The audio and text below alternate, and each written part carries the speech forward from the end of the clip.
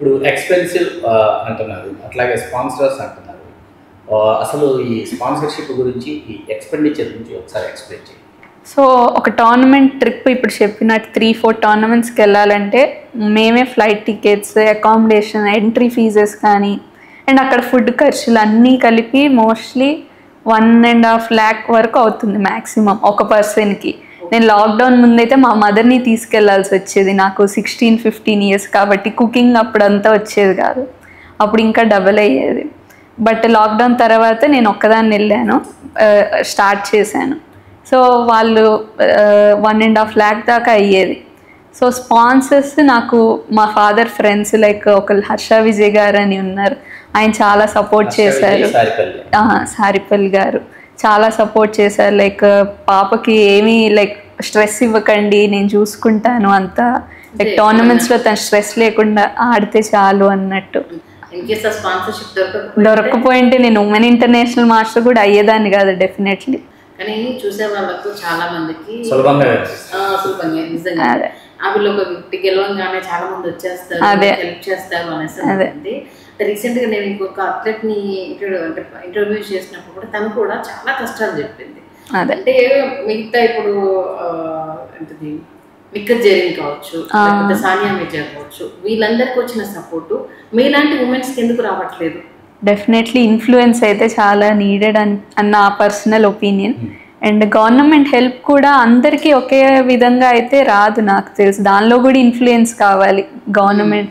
Like నేను women international master అయినందుకు నాకు క్యాష్ అవార్డు రావాలి గవర్నమెంట్ నుంచి, ఏపీ గవర్నమెంట్ నుంచి. 2.5 years బ్యాక్ అయితే ఇప్పటికి కూడా నాకు ఇంకా రాలేదు.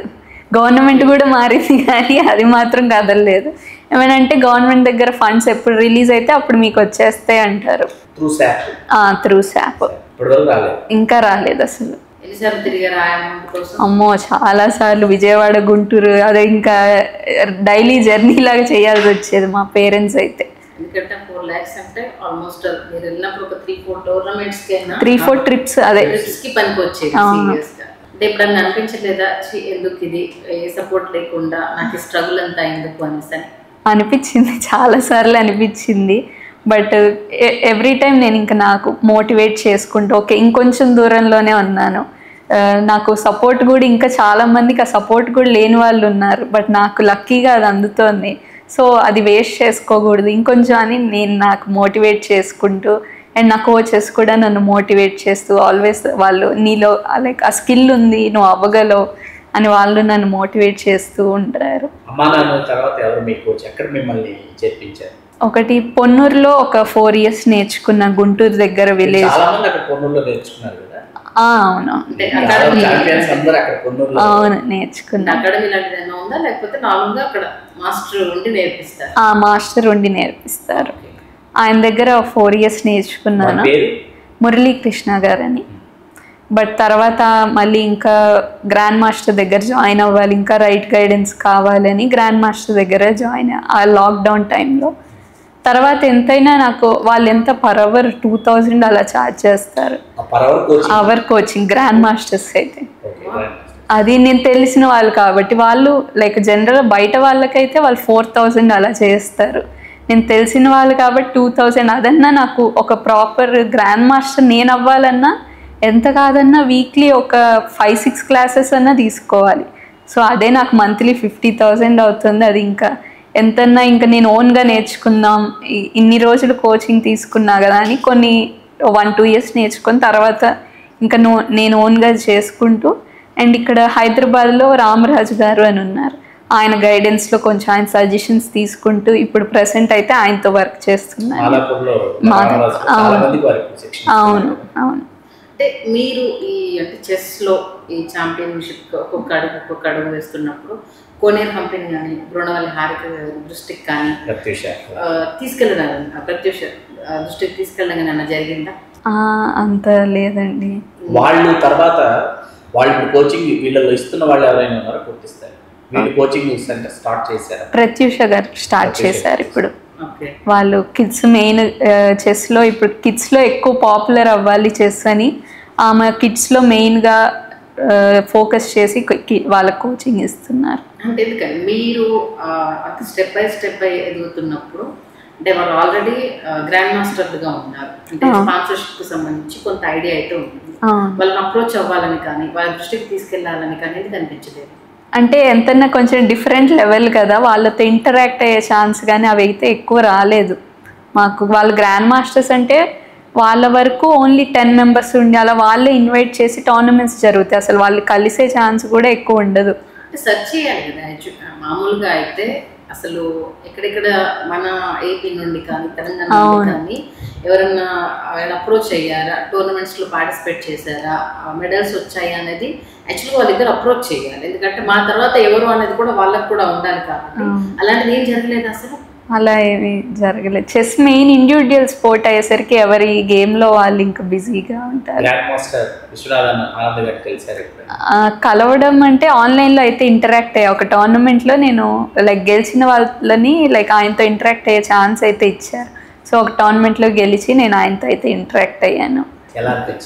చాలా బాగా చాలా మంచిగా ఆయన, నేను ఎవరో తెలియకపోయినా మేబీ చాలా బాగా లైక్ పలకరించి అంతా మాట్లాడారు.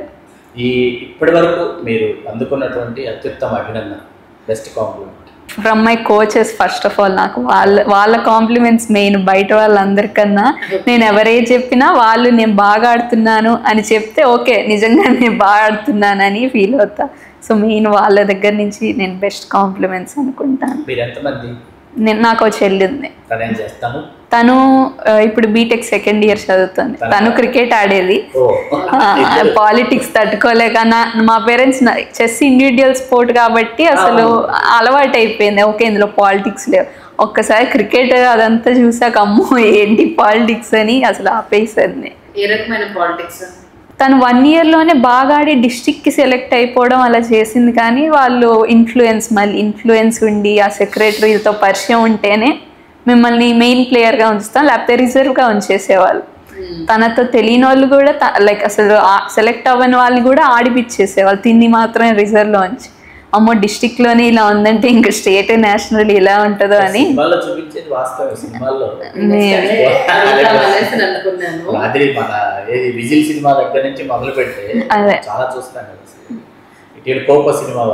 అవును, నేను అంటే అవి చూసినప్పుడు జస్ట్ సినిమాటిక్ గా దీన్ని చూపిస్తారేమో, రియాలిటీలో అంటే మన గవర్నమెంట్స్ లో వచ్చిన తర్వాత కొందరికి వాళ్ళ వెల్కమ్ ను చూసి వాళ్ళు చూపించిన దానికి ఇక్కడ దానికి అసలు తేడా లేదు కదా అనిపిస్తుంది. బట్ ఈ మధ్యకాలంలో కొన్ని స్టోరీస్ విన్నప్పుడు నిజ జీవితంలో నుంచి వచ్చినవే సినిమా పాత్రలు అనేది ఒకటి క్లియర్ కట్ గా అదే. పాపం దానికి చాలా ప్యాషన్ ఉండేది కానీ ఏం చేయలేకపోయాం. మీ లక్ష్యం? నేను ఉమెన్ గ్రాండ్ మాస్టర్ అయితే ప్రెసెంట్ అవ్వాలని సార్, అది మెయిన్ ఫోకస్ నాకు. ఎందుకంటే ఇండియా లైక్ ఏపీలో అయితే 4 ఉన్నారు, లైక్ హంపి, హారిక, ప్రత్యూష అండ్ ప్రియాంక అని వాళ్ళు 4 ఉన్నారు. సో నెక్స్ట్ నేను అవుదామని. Please do subscribe to Telugu Rajyam channel. Please do subscribe to Telugu Rajyam channel. Please do subscribe to Telugu Rajyam channel. Hi అండి, నేను మీ ఆర్పీని, నెల్లూరు పెద్దారెడ్డి చేపల పులుసు ఓనర్ని. మీరు తెలుగు రాజ్యం అనే ఈ యూట్యూబ్ ఛానల్ సబ్స్క్రైబ్ చేసుకుని మంచి మంచి వీడియోలతో వస్తారు. Thank you so much. Hi people, I'm Sonakshi Verma and you please watch Telugu Rajyam and please subscribe to the channel.